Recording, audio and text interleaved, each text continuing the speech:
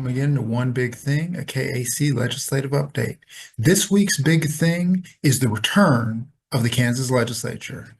That's right, the Kansas legislature is back in session as of Monday, January 13th. The plan this year for the legislature is that they will only be in session for 90 calendar days.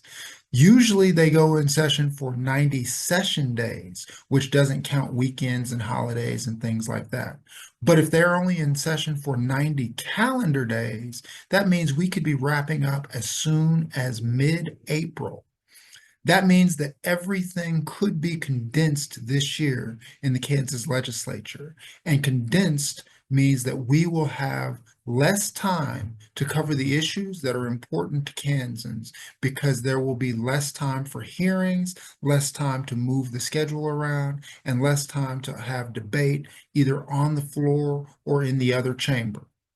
We don't really know how that will impact legislation this year yet because it hasn't happened. But we do know that there will be situations where we simply run out of time on certain issues because there isn't time to take those issues up in the other chamber, or there isn't time to do enough research to deal with problems with legislation that has been proposed.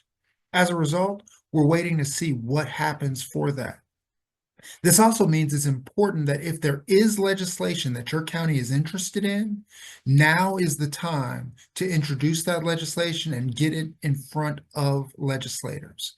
There's only a certain amount of time that legislators are going to have to get bills drafted and get them in front of committees. After that, you may not have time to get that legislation moved forward. So it's critical that if you have items that you're interested in, whether that be a sales tax or some other item that is of local concern, you contact your legislative delegation as well as letting KAC know so that we can assist you in moving that forward.